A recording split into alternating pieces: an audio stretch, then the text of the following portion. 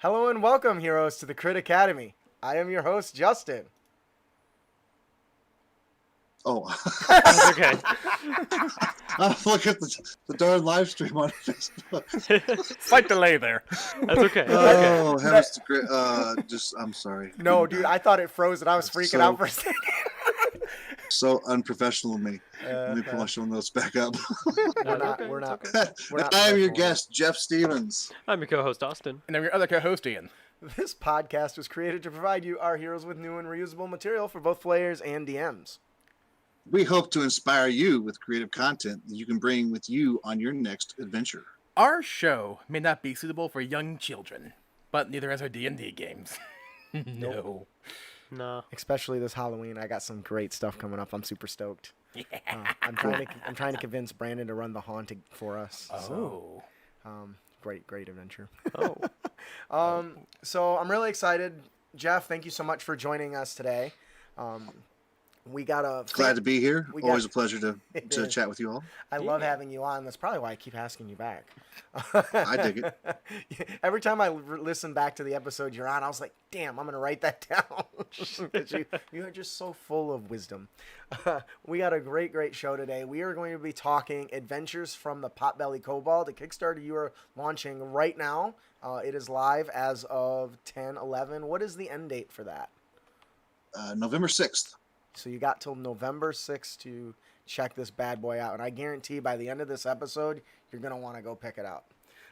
Yeah, 26 days left, and it's already 60% funded, so I'm pretty excited. That's awesome. It's incredible. Wow. Yeah, it took us a while to get to that point, so I'm super happy for you. You know, as a first-time Kickstarter, I'm sure you had the same hopes of, funding on day one. And so when I didn't do that, I was a little disappointed, but it's trucking along, so I'm all right. Yeah. Well, when I've got friends in my feed who are funding in hours, Lore Smith. Lore Smith tend to do that. Yep. He funded in like 2 hours, I think. I'm just like, but he's also on his number 10. So, anyways, so if you enjoy our show today, please consider supporting us. Head on over to critacademy.com. Check out our Patreon page. Some of our best-selling D&D supplements. Pick those up. Maybe even just subscribe to our newsletter. Lots of good stuff. Please, if you like the content, like it and share it. Maybe subscribe to us on YouTube. We need to get those subscriber counts up. And see if it's worth continuing to stream there. We'll see. But anyways, we want to thank you guys for joining us here today at Crit Academy Studios, where everything's made up and your roles don't matter. Yep, that's right. Your roles are like an adventure without any kobolds. That'd be a pretty tough challenge to do, honestly, to run an entire campaign without seeing a single kobold. That or goblins. Or a goblin, yeah. Or a goblin. It would just be kind of a letdown, I would think. What would you put in? Human bandits, and those aren't really that Yeah, fun. I guess that's fair. Yeah. Though they do have some good attitude. You can be really... Goblins. Yeah. You can be sassy. Bandits. Sassy. Skeletons. Oh, by the way, if anybody is following us on our Let's Play, and I'm playing Baldur's Gate 3, I ran into a situation where it really does exhibit how a D&D campaign should be. When the players go into an area full of goblins, and they talk shit, and then they get into a fight, and they're overrun by goblins and die. That's exactly what should happen when you go into their territory. It was Makes sense bad to me. So I regret talking shit to that guy, and I'll probably have to do something about that later when I restart. Anyways, for our Let's Talk About Blake segment, I grew up on Power Rangers. Did anybody ever watch that stuff? Yeah. Absolutely. I know, Jeff, you're a little bit older than us, so is that something that you missed? I'm pretty sure I Power did Rangers- not watch much of I watched some of the Power Rangers, but not much of it. I was going to say, I'm pretty sure it's been around for I think I stopped like a around hot Time while, Force. right? Well, the fact you know what season you might have stopped on says that you were pretty deep into it. actually, also maybe a better question is, when did it start in the U.S. versus when it started in Japan? Because those are two Yeah, very different answers. Very different answers, yeah. But anyways, the reason I bring this up is because Hasbro has joined forces with Renegade Studios to bring a 5th edition Power Rangers game. That sounds fucking phenomenal. Like, how much do you know about Power Rangers? Do you have a general idea of the concept there, Jeff? Blue, pink, yellow, green, and red. Yes. Is that right? They can kick ass, and then they More or less. transform by to Voltron. See, I watched a lot of Voltron. See, when I now was a kid. Voltron's my jams, yeah, man. yeah. That another one I grew up on, but that shit was old when I got into it. Hey, thanks Oh, for wow. the subscribe, but I don't have Thank the you. thing up Yeah. to know who did that. So Yeah, in the U.S., Power Rangers started in 1993, while in Japan, 1975. Yeah, it's a lot older. was it over there. really that big of a difference? Yeah. Yes, it is drastic. Wow. So anyways, I'm really excited for this because first of all, one of the coolest things that I've liked about 5e is how versatile it is. It really makes it easy to shape a story in a campaign setting around the designs. For sure. Now, we don't have a lot of information about this, but one of the things that is most notable in Power Rangers are their 2 key powers. They can transform and they can teleport, right? And they can summon robots that combine together. Yeah. I was trying to avoid that right now because I think that's a big topic of discussion. So first I want to talk about Jeff, if you were running a game where the character got most of their power by transforming, what sort of mechanic do you think would fit that theme? Either one that's already existing or something you would think that you could create yourself. You could do it the way with the Moon Druid, Circle of the Moon, I think it is. Like the where shape-shifting. shape-shifting. So, after their hit points are reduced and then they lose that transformation and they go back to their human form or their spandex form, however you want to call it. Spandex. And- Damn it, dude, that's a better answer than I had. Yep. Yeah. I remember back in 4th edition, there was an item called teleporting armor, which it does not do what you think it does. Oh, I'm just imagining you going like this and then armor just Yep. appearing on forms top on of you. you. Okay, yes. Is that what it does? It like Iron Man does that, right? Right. He summons That'd the be space awesome. armor and it comes down and on top of him. I was. Yeah, but So go ahead. But they found them on read online of a group who walked around with no armor, and when they would get in the battle, they would yell, "It's morphin' time!" and the armor would teleport on them. That's awesome. That'd be cool. Yeah. I was And thinking the- it was more like a. Oh, sorry. Did you have more? Yeah, and I guess the enemies just stood there, wait for their armor to appear on them. Oh yeah, for sure. It happens. Another thing you could do is you could do like a limited duration, twice per day for 10 minutes a day I or was something like that. thinking something like that. I was gonna go with almost like an Azamar ability or like a Paladin transformation. Okay, those are both really good. Me, I thought barbarian like a because turn on rage. Yeah, they literally he rages, he Makes takes half sense. damage. I mean, that's what I was going to, but I gotta be honest, your guys' ideas are way better than mine. If anything, that I one think probably you- makes the most sense. I think you'd want to limit it though, because you still want the roleplay ability and the character ability as For well as sure. not just not the power armor. Go in there and kick butt. You still want to have them in peril sometimes, some way, Okay. and teach them to use their transformation ability at certain times and not just rely on it. Right. I think that it makes me wonder because like you would almost want to make like a new class for it Yeah, because there's so much involved. I guess I can see that. because there's And I assume a that's Power probably Ranger what they're has gonna like do. martial arts, but they also wield weapons, guns, and they have giant fighting robots. Well, okay, so let's get to that because that's honestly of all the things So that it's I like- thought was cool about this. I don't know. The idea of them fighting in giant robots was just the cool. It's kaiju battles, man. You're fighting like a mythic level monster, Yeah. but it's But just you 5 of you guys in a yourself- robot. Yeah, but you yourself are not that strong. Yeah. How would you approach this, Jeff? Because this blows my mind as a DM and as a player. Am I the only one who, as a kid, wondered why didn't you just summon the giant robot when the monster was still small? Why don't they just start? Yeah, and step on it. Jeff. That sounds sort of like a group skill check. Okay. Okay. If you're like 5 people in the monster or in your robot battling the monster, try and do some kind of like group skill check to or group battle check. If everybody rolls a 20, then you've got a great hit against the monster. Or if 3 succeed, well, you maybe just nick it. Because it's all about the coordination within the book or within the monster or the robot. Fucking Sorry. Billy, you're And supposed when to you, step when you look at left. the kaiju stuff, Pacific Rim, Uh-huh. those people had to act in tandem Yeah, for they it to did. work, and That's a when good one wasn't example. working, only one side worked, and Yep. That's that.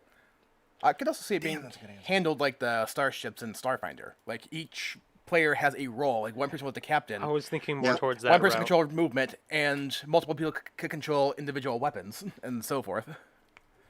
And actually, that would slow down combat.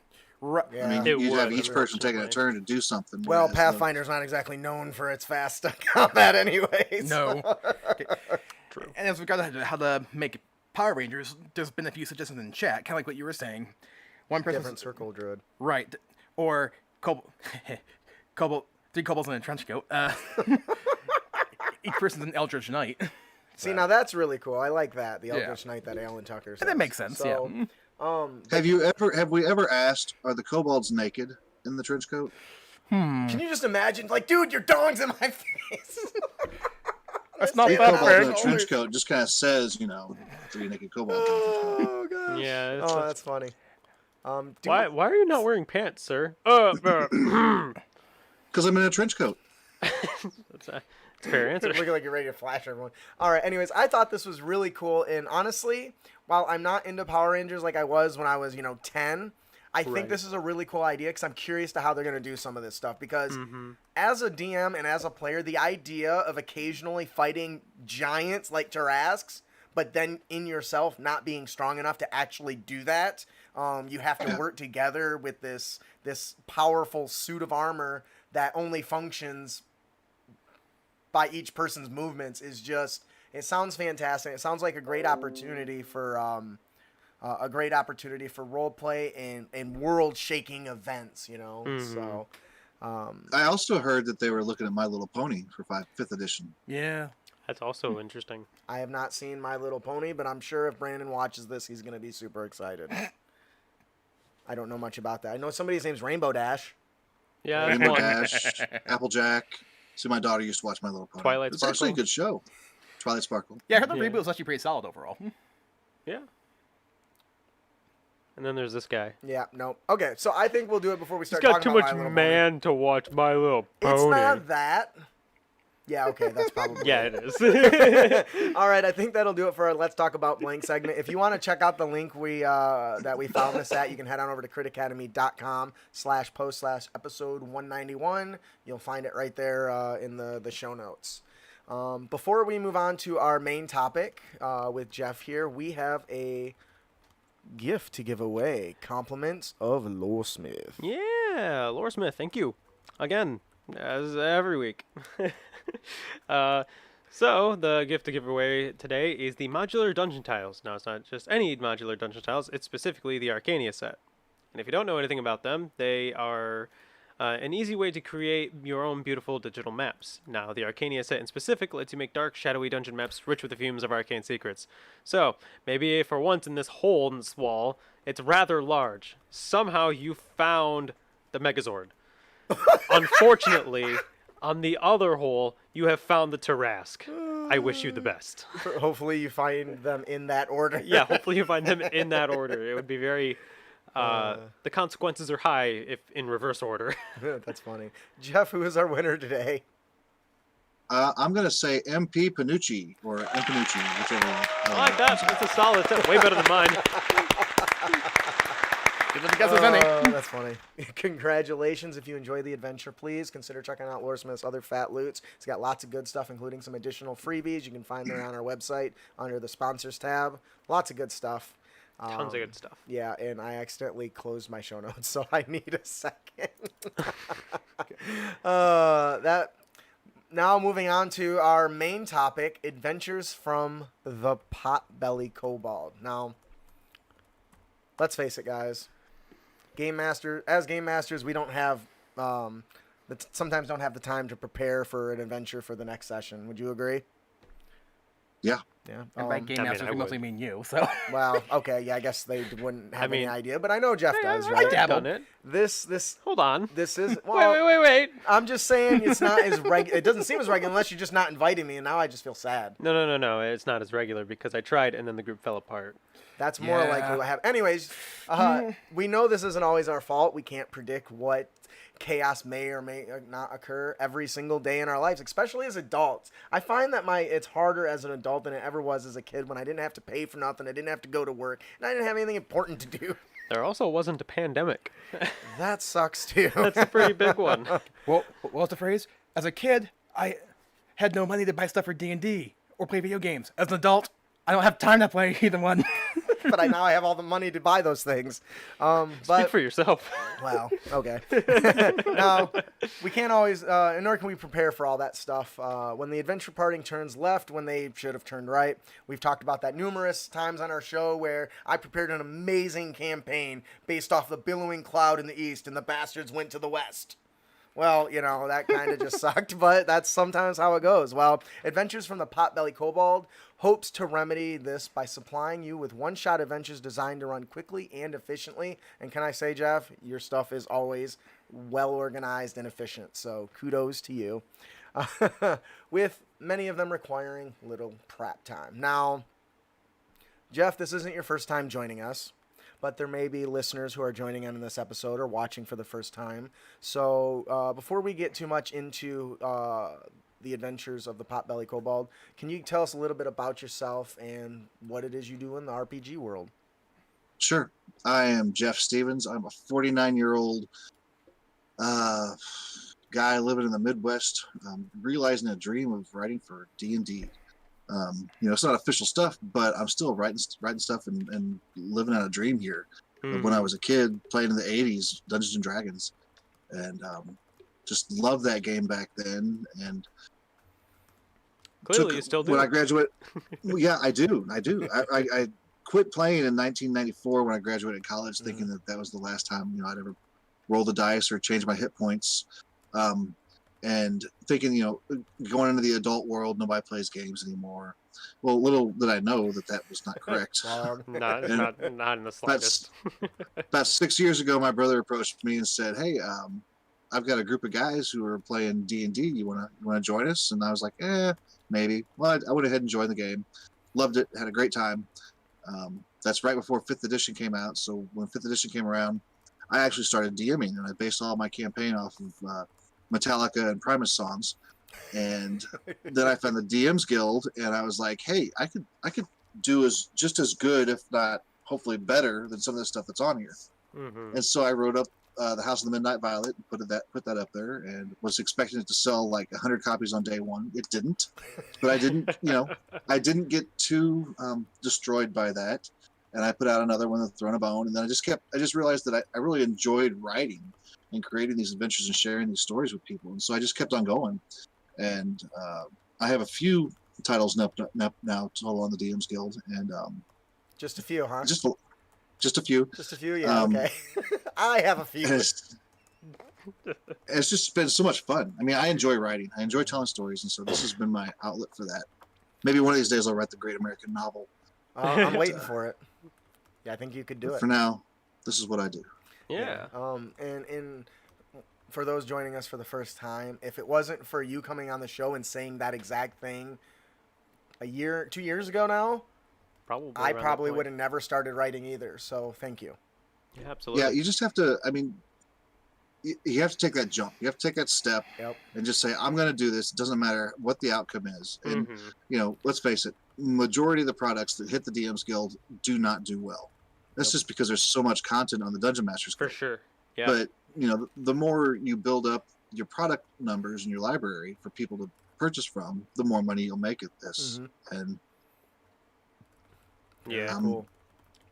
hoping to do this full time one of these days. And honestly, I do think you're gonna get there eventually. I mean, it's definitely just like anything else. It's a climb, but once you get to the top and you can say, you know what, I'm doing enough. I can survive off this. I want to do this full time, because then when you're dedicating your whole time to it, you're going to get better at it. You're going to get faster at it. You're going to be able to put out more content. And then really... There's a very significant jump when you start going full-time. Well, yeah, because, I mean, like... Because you're dedicating everything to it. Yeah. So... It makes sense. It's just, when are you comfortable making that leap? And that's always the hard question. And there's just always this thought in the back of your mind, like, when is 5th edition going to die? When is it no longer going to be popular? Or when is my stuff no longer going to be popular and somebody else gains a spotlight and starts taking over my sales and that type of thing? It's just, I mean, I'm sure there's many writing freelancers out there who have the same questions every day. For sure. Can you segue into the next thing here? Can you tell us about Adventures from the Potbellied Kobold? Sure. Still It is a book of 15. Well, currently it's a book of 15 short adventures. Ooh. I did not write all of the adventures. I have a cast of writers that I reached out to. I wanted to make this a really cool book, and I thought, and also, writing 15 adventures takes a lot of time. And if I can hire that out, I can have the adventures written before the Kickstarter launch, and I do. I have all 15. 15 adventures written, plus the first bonus. What do they call that? Stretch goal? Yes, the first 3 stretch goals are already ready. Wow, that's amazing. So as we hit those, really that's a little bit less work for me. All I have to do now is finish up the editing, hire out some more cartography and some more art. And for people that don't know that, that's a huge investment. It is. Yeah. I already have at least $10,000 invested in this project. Yeah, just think about that, you guys. He's already spent that, and that just shows how. Like the writers you have gotten, dude. I mean, James Introcaso, JVC Perry, Catherine Evans. I mean, you have a long list of fucking awesome. Yeah, They're very good at what they Tony do. Winslow Brill, Sean Merwin, Oliver Clegg or Oliver Darkshire. I just wanted people on this that I've read and I thought did well. And there's so many other people that I could have chosen, but I had to limit my numbers because paying for writing is expensive. Yep. And so each one of these adventures, including the editing, art, and cartography, the writing, runs about $700 to $1,100 to create. And so if you look at 15 adventures, look at it, say roughly $15,000 overall to create this book. Right. I set my goal at 10,000 just because I wanted it to fund. I was going to do the book either way. So if I get some money back through the Kickstarter, great. But this book is designed for DMs, like we had said in the beginning there, to take one of these adventures and run, little prep. Each one's going to have a map. Each one's going to have some color art that they're going to be able to showcase. And each one is written from 1,500 words to 3,000 words. So you're looking at maybe 1 to 3 hours, 4 hours. It all depends on how your players play the game. Do they like role play? Do they like combat? It can go faster, it can go slow, depending on their actions. Mm-hmm. Yeah, for sure. So this is, correct me if I'm wrong, this is your first Kickstarter. Yes. So of all, I know you've done a plethora of content in Dmsguild. What was the big thing that drove you to say, you know what, I'm gonna try doing Kickstarter instead of the Dmsguild? Because if I'm not mistaken, this won't end up on Dmsguild because of the Kickstarter. Is that how that works? Right. Okay. Right. You can't kickstart a DMsguild project. Right. So what drove that decision? The initial cost investment to create this, receiving $10,000 through the Kickstarter is a lot quicker than receiving $10,000 through sales through Dmsguild, especially when Dmsguild takes 50%. Also, I wanted to include creatures from Kobold Press's Tome of Beasts and Creature Codex. Mm-hmm. I think there's some great creatures in there, and Kobold Press has a lot of customers who have bought those books, and I don't think there's a whole lot of products out there who utilize those creatures, and so I wanted to kind of incorporate that too. So you're getting adventures with basic monsters, with stuff that we've created, and then with Kobold Press's creatures, giving you a wide range of different kind of creatures to throw at your adventuring party. Yeah, I don't know who I was talking to, if it was you guys, but I thought it was absolutely amazing that you included the Kobold Press stuff, because I have not seen a product that wasn't Kobold Press that included the Kobold Press content. Thank you. The open gaming license allows you to do that, and that's phenomenal, and I think we need more of that. So I'm going to take a page from your book. If I end up doing more, I think I'm going to start including that, because that didn't even cross my mind as a content creator to reach out and include those sorts of things. And not to mention, and I double checked with Wolfgang Bauer too, and I'm okay to do this. Yeah, that's a big thing. Yeah, you definitely got to cover the legality purposes. And I think that the benefit with this too is with Dmsguild. Let's face it, even if you have a good pedigree of content behind you on that site, you don't know how much you're going to sell there. Where at least with Kickstarter, when it's done, you at least know how much you're getting up front. Right. which Yeah. helps Yeah, when you've exactly. invested 10 grand already. Yeah. Or actually more than that. Yeah, So it's really tough. I mean, it's tough to take that leap because I know I do fairly well in the DMs Guild, mhm. but there's so much coming out now on the DMs Guild that your stuff just gets lost so quick. Yes, I Um, agree.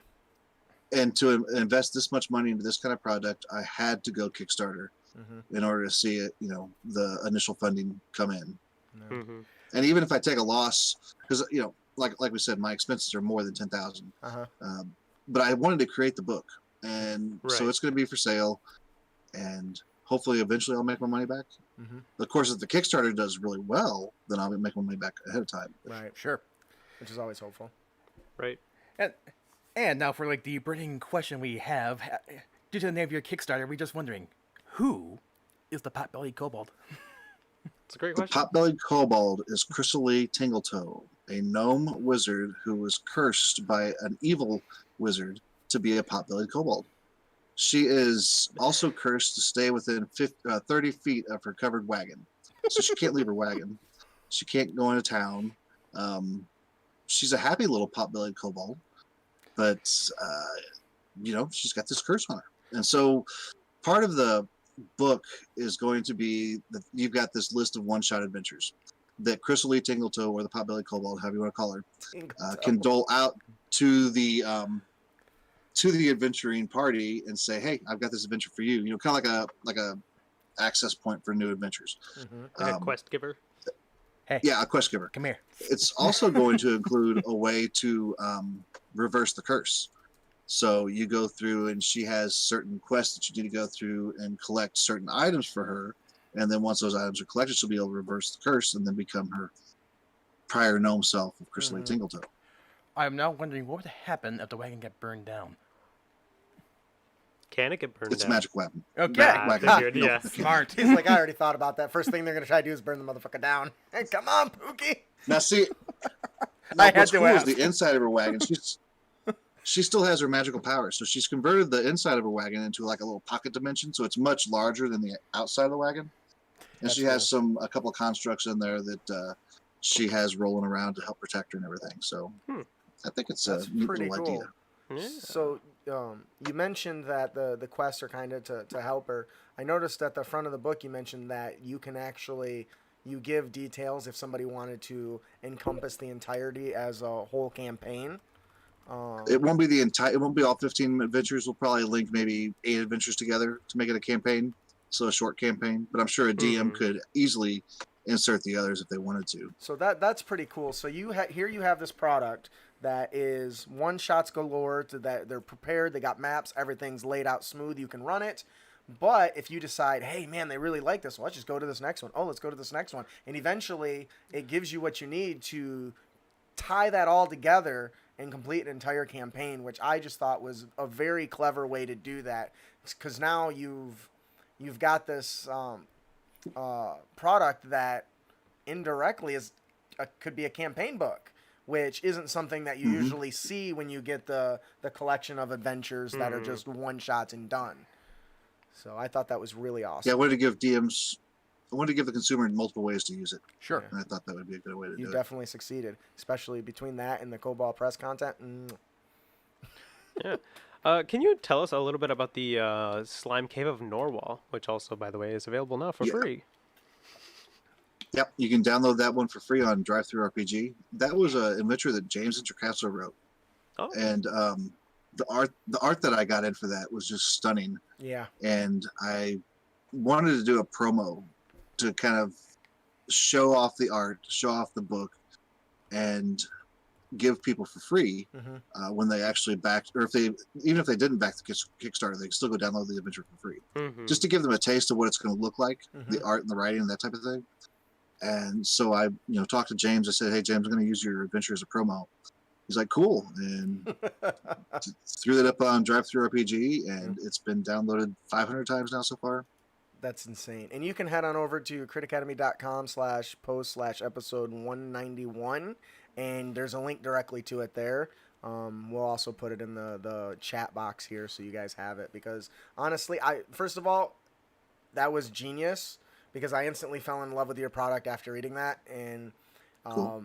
I think that was the goal, and you Yes, succeeded. it was. It was well written, and it has a big name behind it as well, which has even more draw because now, from a promotion standpoint, that's just.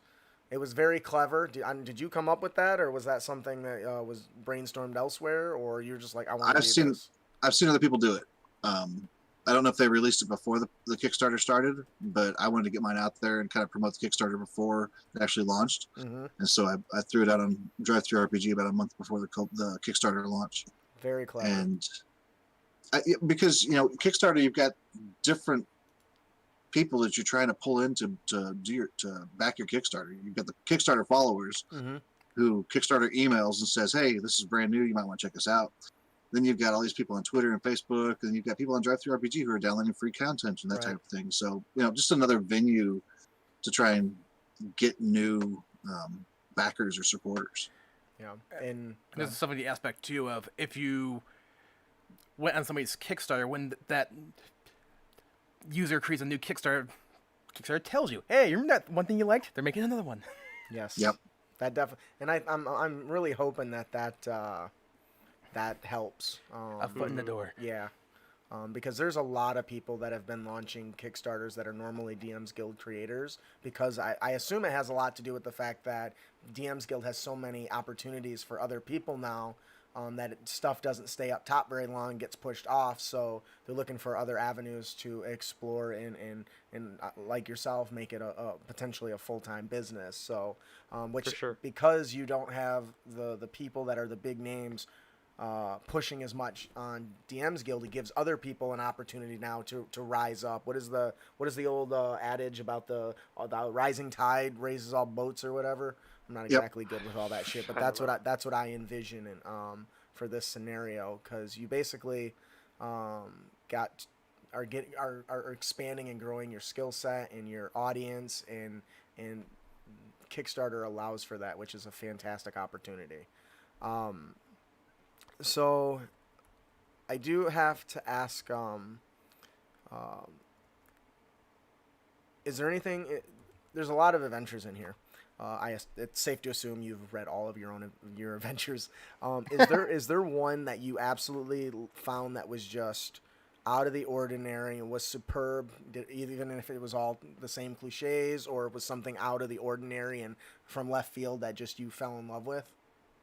So there's a few of them in there. Oliver Clegg wrote like a murder mystery type thing that happens at a dinner party, and includes some really cool NPCs. And I procured the art for all those NPCs, which Ari Abara did some amazing work for those.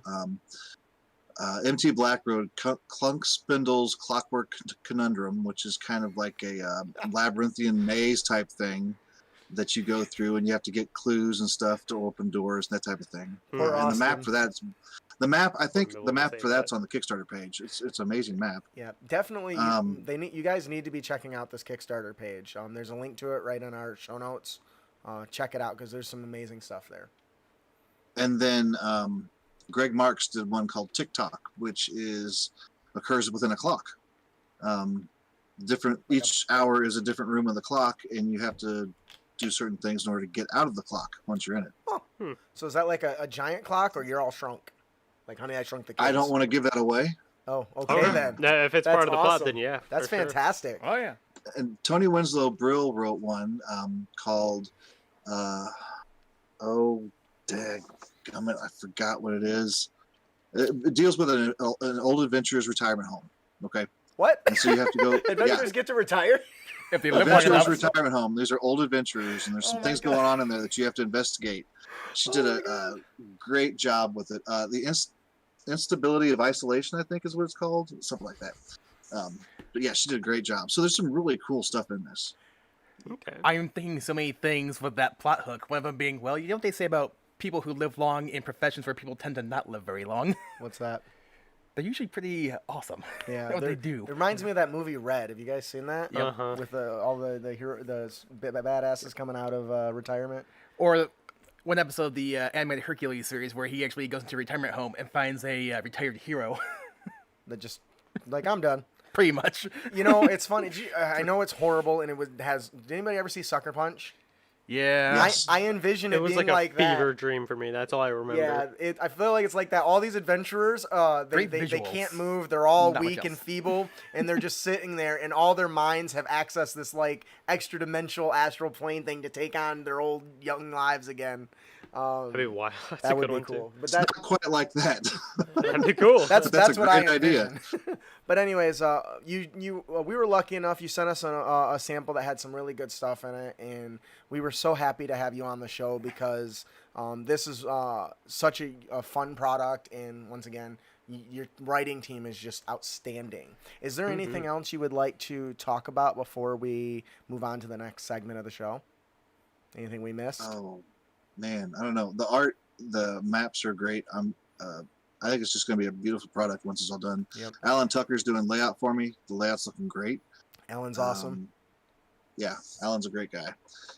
I've been right before the Kickstarter launched. I'm like, okay, I need a black banner with the kobold on it, with this on it. He's like, is this what you want? I said, yep, that's exactly what I need. So he's been able to just throw stuff at me as I've asked him for it. If he's on this Twitch, if he's on, He was if he's earlier. watching Yeah, right now. pretty sure it was Yeah, on thanks, earlier. Alan. You're Yeah. really appreciate your Yep, work. he is.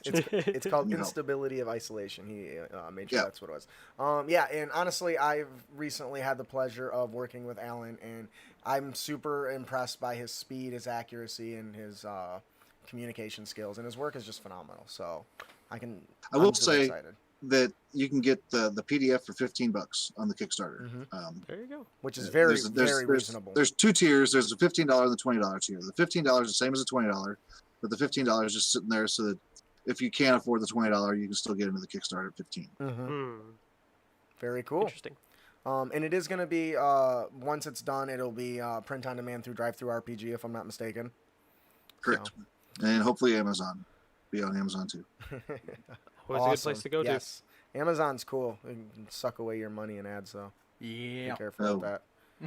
Okay.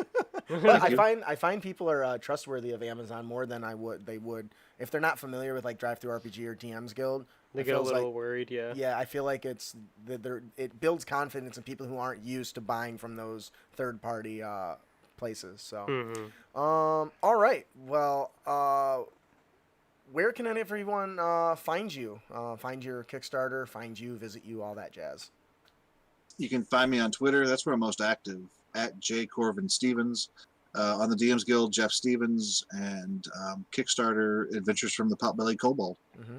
You have a website too, correct? Jeff Stevens. Oh, I Games? do. JeffStevensGames.com. Yep. He's like, Pretty good I one should there. probably remember to let people know that. There's a link to your site on our website as well, as you are part of the Crit Nation. So, fantastic. Well, I think that'll do it for Adventures from the Potbellied Kobold. I hope that you guys will go and support Jeff, check out his Kickstarter, and be ready to be blown away. Absolutely. Now, the fun part. Everyone every week hears about the amazing giveaway from Jeff Stevens, the Scourge of the Nightingale. Would you like to tell people what this product is about, and as well as the extended trilogy, if I'm not mistaken? Yeah, the Nightingale is the big bad in this trilogy, and she was wronged by this community, and she's come back to seek vengeance on it.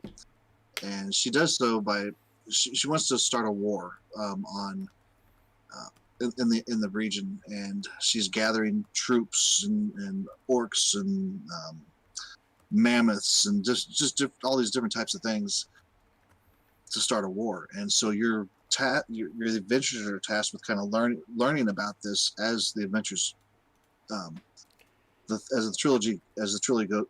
I can't talk today. As the Story of my trilogy, life. as you play the trilogy.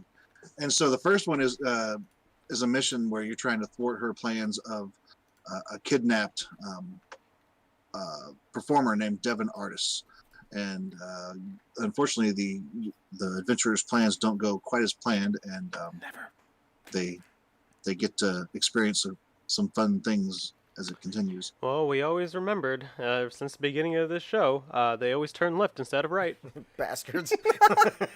Then we went right. Well, And then we went right. I would like to personally say thank you for always supporting the show and offering some of your amazing content to our audience. who is Of course, you guys have been a great for me. So well, we're glad. Who is the winner of this amazing product there, Jeff? the winner is the DM's Council.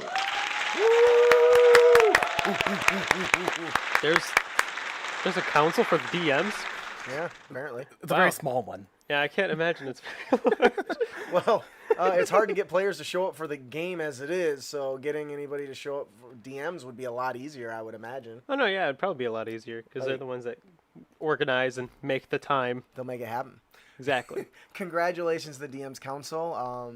We hope you enjoy the product. I'm sure Jeff would appreciate a wonderful review if you enjoy the product. Reviews always help. Yes, They do super always awesome. But if you didn't win, have no fear. Crit Academy is here. Head on over to critacademy.com/Jeff Stevens, and you can get Villains and Layers 3 and Encounters on the Seven Seas 3 for free. Compliments of Jeff Stevens. That has nothing to do with us. He just always does that. Yep. But we give you one central location, Good stuff. which Like really kinda is kind just- of what Dmsguild does. So I guess I don't know why we're here. Or like another little avenue to kind of wiggle our way in, you know.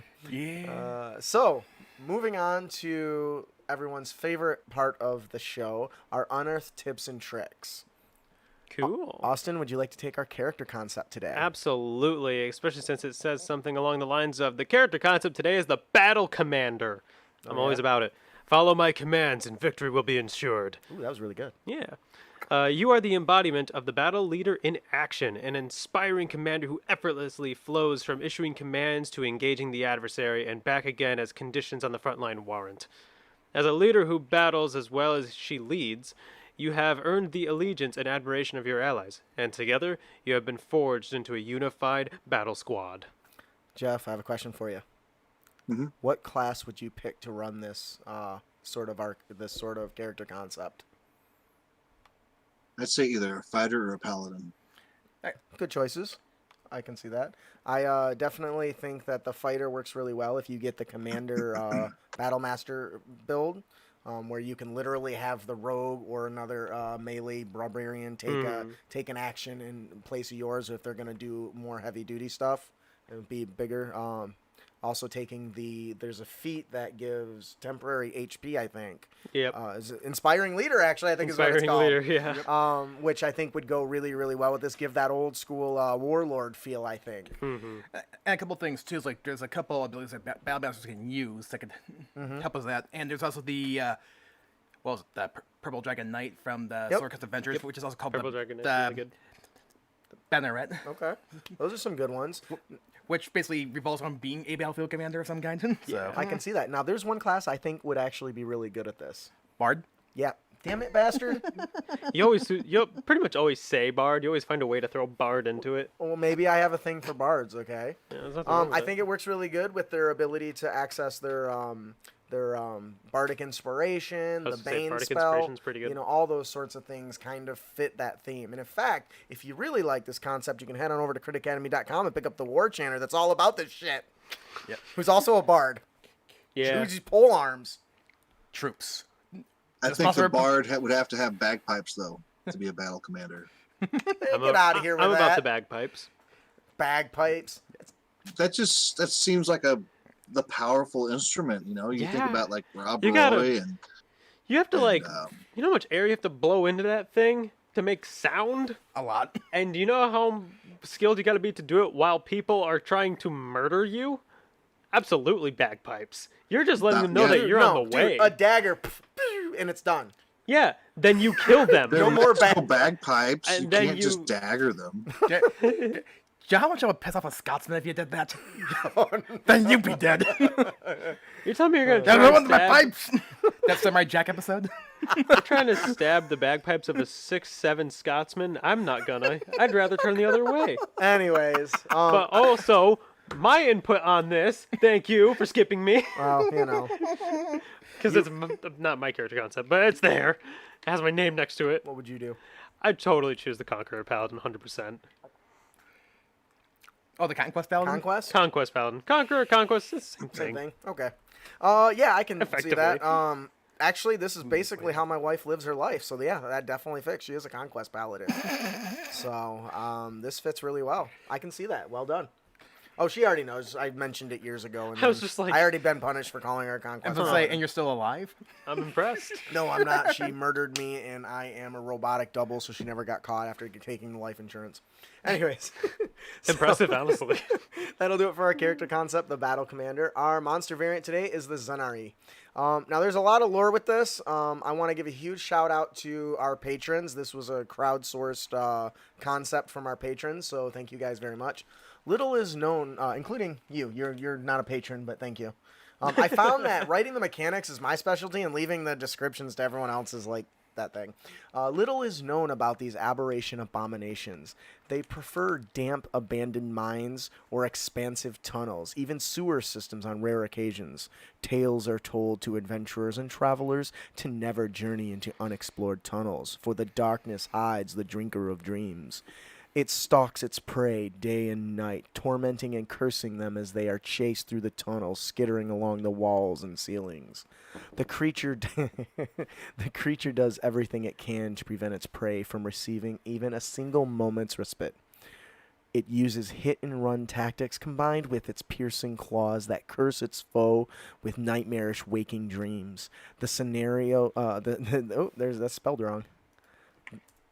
The Zenari prefers to slowly devour their prey while they are stuck in a state of confusion, lost among its labyrinth-like tunnels. Few survivors still coherent enough to speak have given widely varying descriptions of this creature. The only consistency across all survivors are the 6 green eyes that stare at you from the darkness. Is this just a really hardcore praying mantis? Yeah. That's scary. I'm not about that. If praying mantises were like even like half the size of humans, they'd take over the world. This is a large creature, so it's pretty terrifying. The world's taken over. So the origin stat block we use for this, by the way, our patrons get access to these as like really nice, laid out stat blocks with images and stuff, and the monster image is just terrifying as hell. So the origin for this, it starts with the Bone Devil stat block. You get rid of its sting, its telepathy, its devil sight, its claw, its sting, its fly, its multi-attack. Pretty much everything that makes it a devil. It just keeps the block, really. Right. You get the we're gonna give it the spider climb. We give it a new claw attack that has a reach of 10 feet, and when it hits the target, it magically curses them. And whenever it takes a short or long rest, it fills their thoughts with horrible images and dreams. The cursed target gains no benefit from finished short or long rest. The curse lasts until it is lifted by remove curse or similar magic. There's no save. No? No, if it hits you, don't There's get hit. nothing. Don't get hit, You you're don't boned. get this save for any of this. Yeah. Oh. It also has disorienting sting, which has also a 10-foot reach. That does some piercing damage and psychic damage, which does give you a intelligence saving throw, or be subjected to confusion for up to a minute. No concentration required by the monster, which means it can confuse multiple players at once if it manages to hit them. And then also the target gets to repeat its saving throw at the end of its turns. This is where it gets interesting. So I've talked before how I like to get rid of the multi-attack and give it the legendary action and give it extra features, including an additional attack, because I think it's really cool when the monsters swap players on their turn instead of just them getting one. It feels like it's spread out more, but that's just me. Yeah. So it has illusory sight, which basically allows it to use its legendary action to disbelieve illusions, making it hard to trick. And it has piercing fling. When it makes a disorienting sting or claw attack, the target must succeed a strength saving throw or be flung 15 feet away from the creature in direction of its choice. So, sorry, that was a really long one, guys. Oh, so it not only does it get hit, but it has to make another saving throw as it gets flung away. Well, if it's going to use it uses its legendary action to hit a target with either it makes an attack with its disorienting sting or its claws against the target. Then now in that condition it can fling it, but not in the normal turn, I guess. Yes. That's still cool. Yeah. I like that. I think I stole that from the Kraken or something, where it can legendary tentacle and fucking send people flying. Anyways, Jeff, what do you think about this? That's pretty cool. I like it. The no save on the claw attack is pretty scary. Yeah. Very. Yeah. Just for clarification, mechanically, I didn't design this. This is from another monster, so I did not opt to put not a save in it. It was like that when I found it. It already existed. Which is still equally terrifying. Yeah, I don't remember which monster I got that from, but I was like, dude, that's awesome. It's a lower level monster too, I think. But anyways, Not in this case. the idea, I love this thing, just very much Aliens. The movie Alien was going in Yeah. my head. This thing skittering on the ceiling and then just whacking you with its tail and you being flown or flung around the area or being, sent into a confusion ray where you just start running in a random direction or attacking your allies just sounded awesome. And the fact you can't get a short rest or a long rest, ouch. I also keep picturing the chittering from the Predator on this thing. Oh, So yes. You can't rest because you constantly hear that noise. Go ahead. When I started reading it, I was thinking I had just watched The Descent. That's really good. I don't know if you've ever seen that movie, I The have Descent. not. Is it good?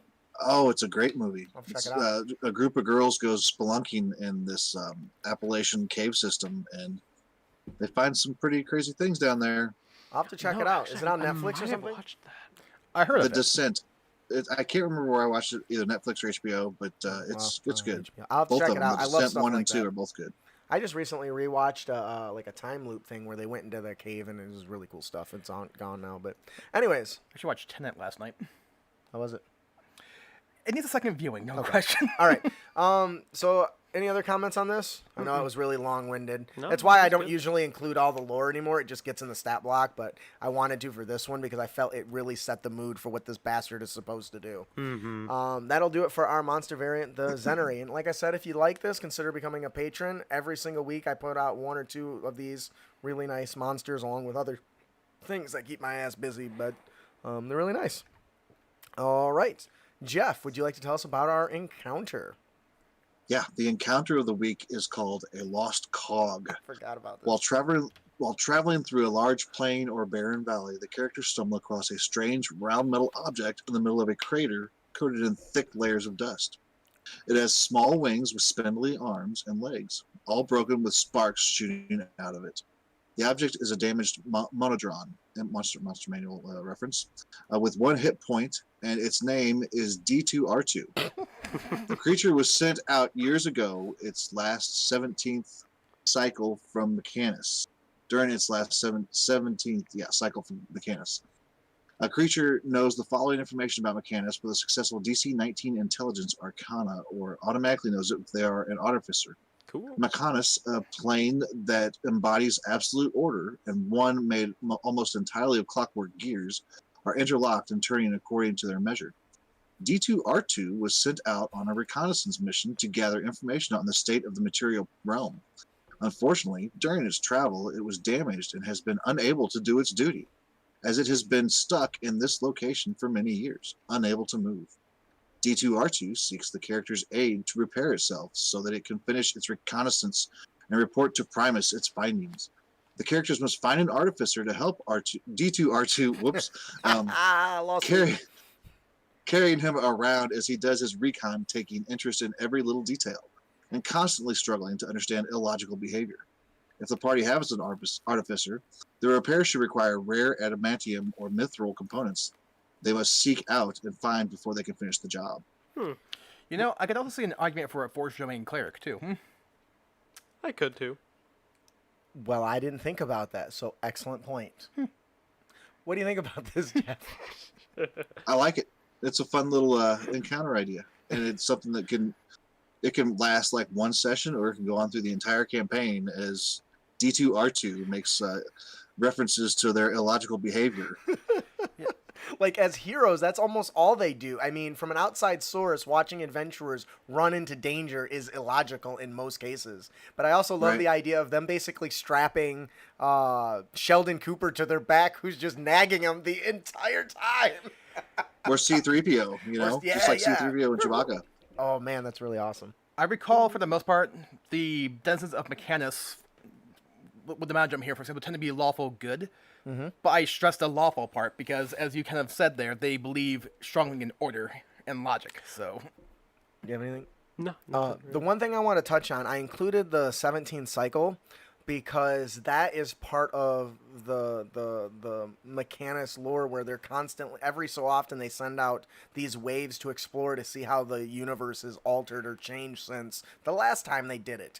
I don't actually know how long that time frame is, but I think that that's interesting to imagine that this thing might have been laying there for, dozens, hundreds, thousands of years, just laying there, getting coated in dust in the environment, and somebody just happens to wander by and finally find him, and he's ready to finish his job, but this time maybe another one's happening or something like that.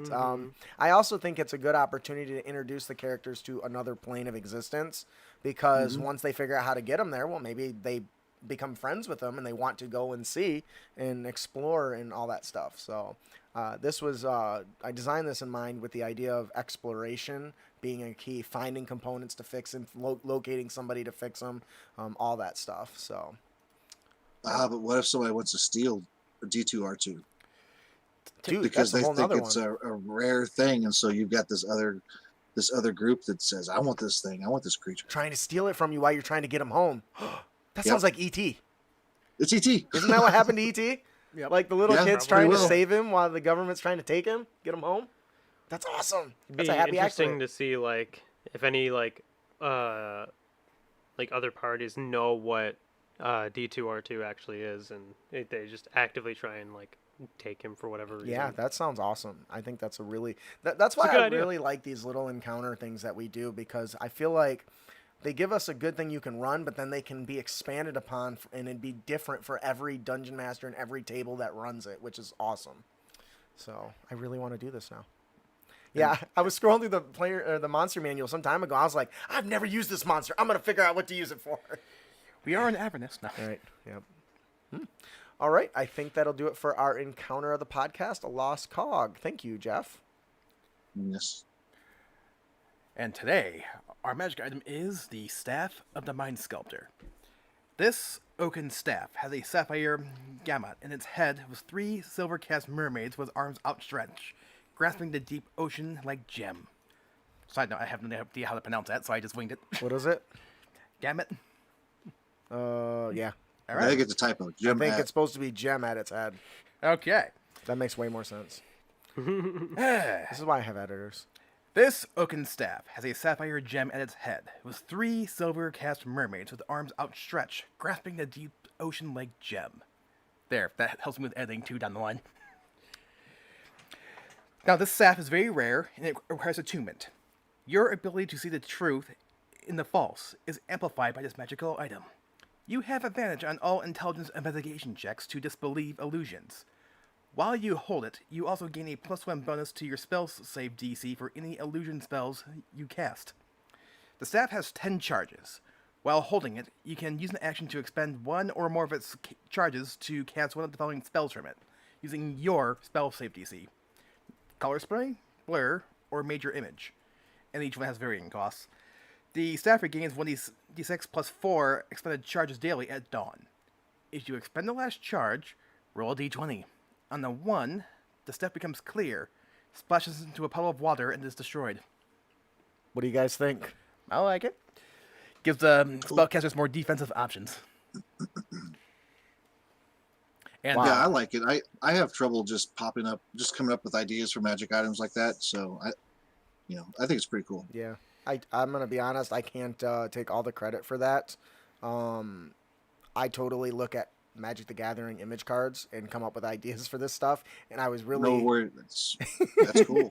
I was actually recently hired Remley Farr, who actually is in the chat now, who does something similar. I've always only done it for magic items, but he does it for like his adventures and his monsters and everything. I was like, I need to step up my game. Yep, he's in chat now, actually. Yeah, I know. I saw that.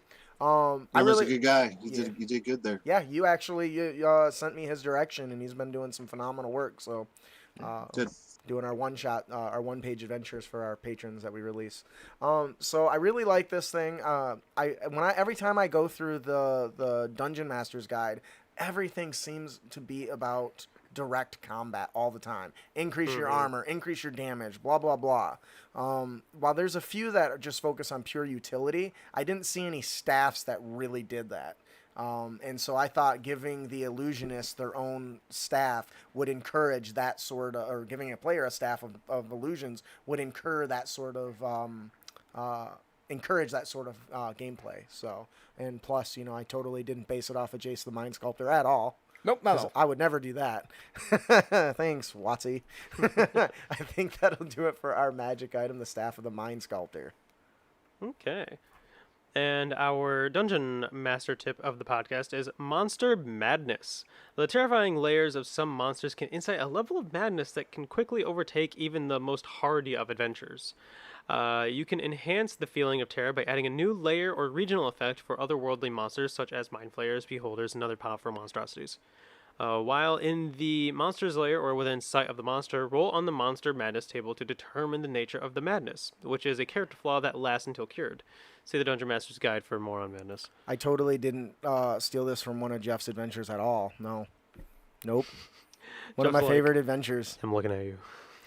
No, it was awesome. And anyways, so what are the flaws? Tasha's? Yeah. Is that Tasha's? Yeah. This was been in there for a long time, and I thought it was appropriate that it come out when you were here. So Sure. So it's on a D100, and of course it's a flaw that lasts until cured. On a 1 through 20, it says, someone is plotting to kill me. I need to kill them first to stop them. On 21 through 40, there is only one solution to my problems. Kill everyone. 41 through 60, there is more than one person within my head. Oh no. It's kind of an issue. You're just beside yourself on that one. I see what you did there. 61 through 80, if you don't agree with me, I'll beat you into submission to make you rethink your position. That's rough. This is very violent. It is, but that's kind of the point, I'm assuming. 81 through 00, I 100. guess. I guess 100, yeah. I can't allow anyone to touch or even look at anything that belongs to me. They will certainly try and steal it away from me. My precious. Yeah, it's very Lord of the Rings vibes there. And I actually like this because I saw this, not only did I see this in Tasha's Hideous Laughter, but there's also the Shadowfell disease that's in the Dungeon Master's Guide, and there's some details in Descent into Avernus that have a similar effect. And I think that this is something that can be applied to monster locations in general, because we know we have the regional effects and stuff that some of the monsters give off.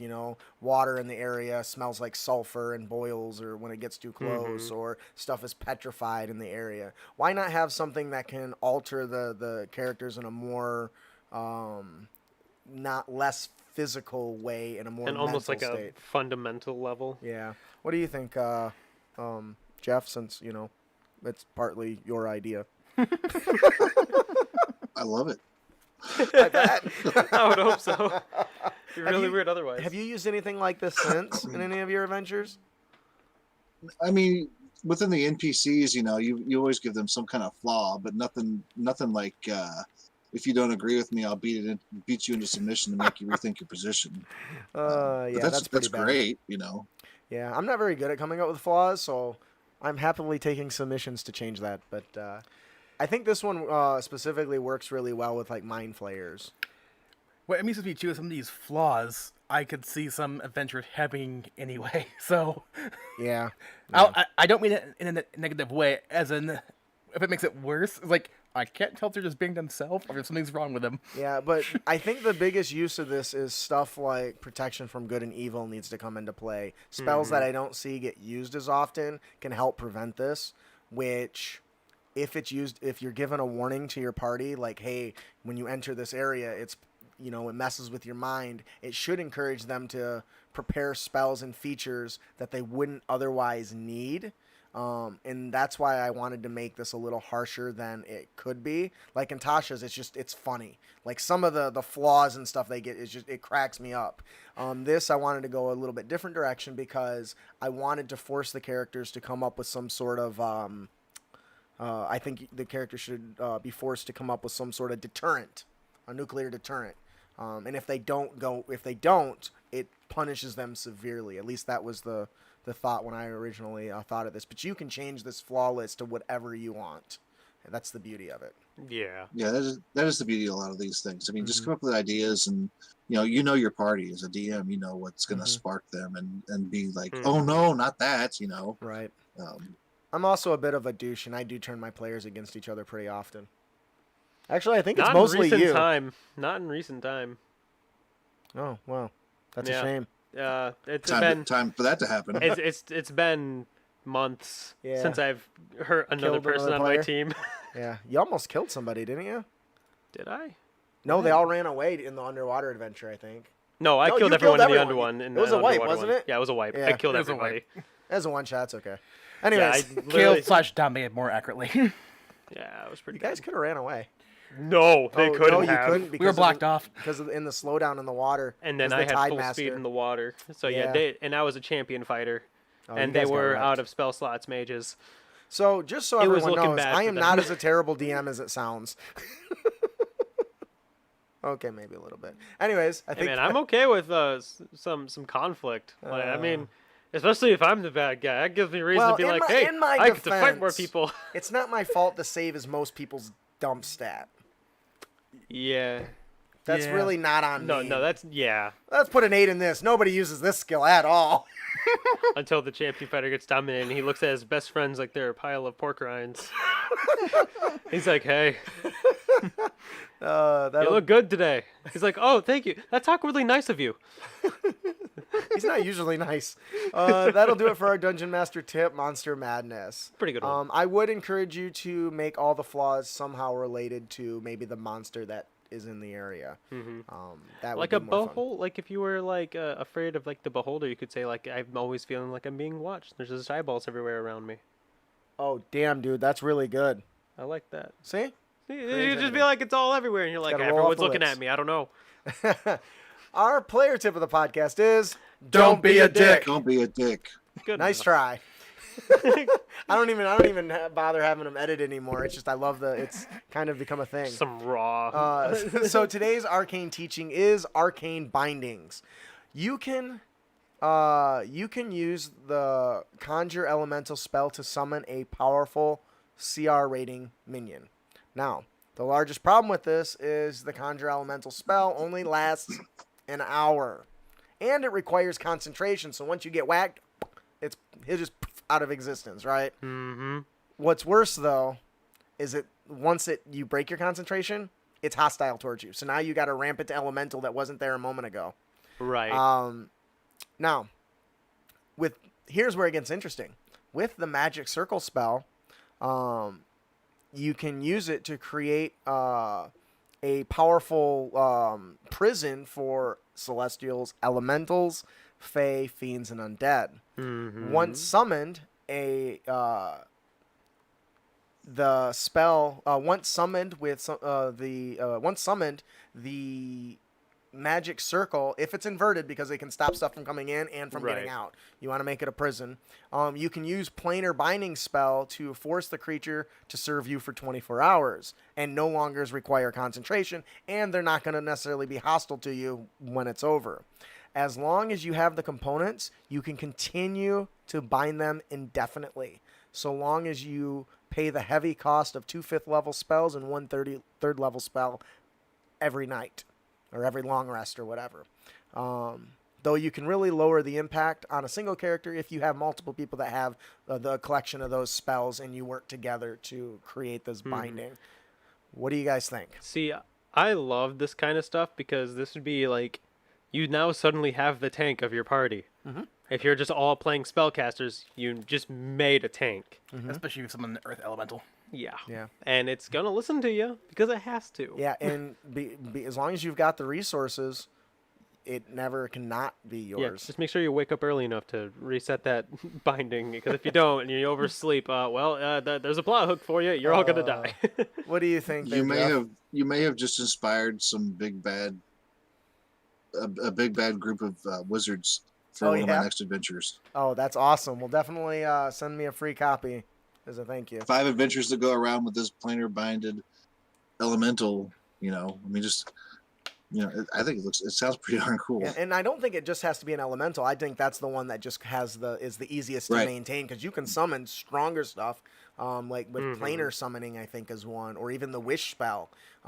You can gain As long as you have like the magic circle on that, and you it can really do a lot with And it. as long as you got the spell slots, it really is an interesting concept and can totally change the way a party approaches the game moving forward indefinitely. What would be really cool is you could really make a really cool plot hook about it. Say like you're in Avernus, because that's what I'm thinking of right now, and you're all in hell. Well, all these devils, they summoned an angel, and then they are torturing this poor thing so that way it can fall, and now they have another fallen angel in their ranks. That is awesome. So they're effectively creating they're summoning angels, binding them, and then torturing them till they become and fall and become demons like Zariel. Yes. It's a lot harder and more brutal than what Asmodeus did, since he was just kind of like, hey, I'm going to whisper some sweet words to you, and you're going to listen to me. And Zara was like, yes. Come to the dark side. I have cookies. And she was like, I want the whole damn plate. Oh, I love this. This is awesome. Remember, you can do this as players, guys. And you could, well, okay, don't torture, though. just be nice. Just be like, hey, we just want you guys to fight with us for a little bit. It's fine. I don't want to hurt you. We don't really want you to hurt us. That'd be great.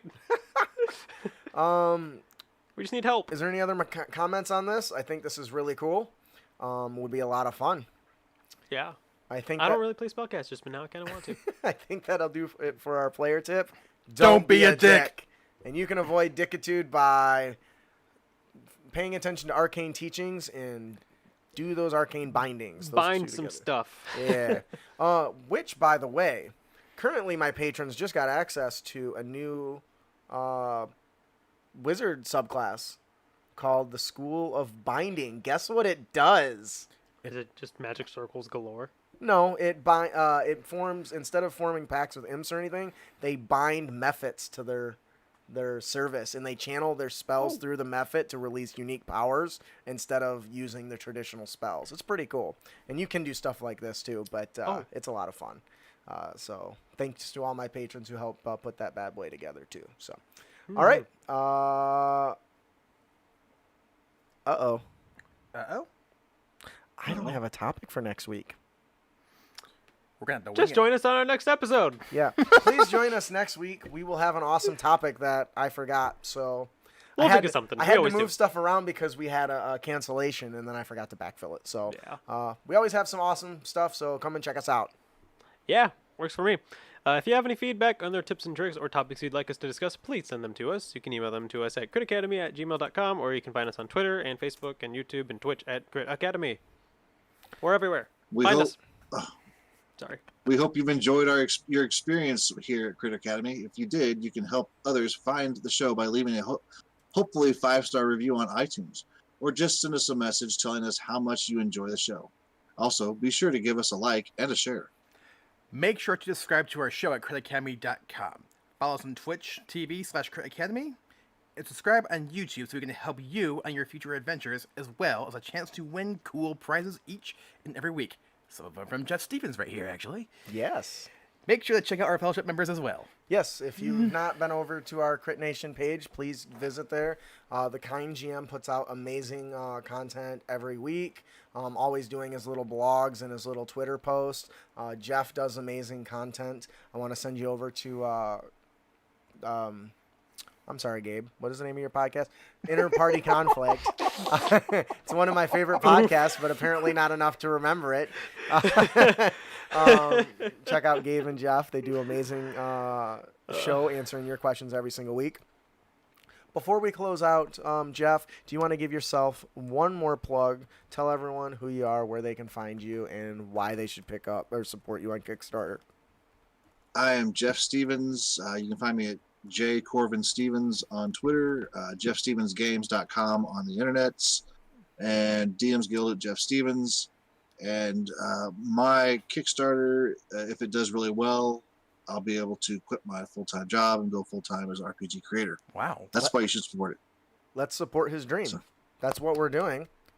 Alicia, if you're watching this right now, please go and back that project for me, because I've been meaning to do it for like 2 days and I haven't. I do have one more question. Did you say for them to visit JeffStevensGames.com? Yeah, I mentioned that. Okay, awesome. I was only half paying attention. I was going to give you a hard time That's if all I right. didn't. All right, that'll do it for our show today. I am your host, Justin. I'm your guest, Jeff Stevens. I'm your co-host, Austin. I'm your co-host, Ian. Thanks for listening. Jeff, you want to sign us off? Until next time. That's Is pretty there good. a sign off? There is. Keep your There's a blade sign-off. sharp. Oh, I see it. Keep your blades sharp and your spells prepared, heroes. That's pretty good. I like that. Thanks, everyone, for joining us. Let's all wave to the camera. See you guys Bye-bye. later. Bye, guys.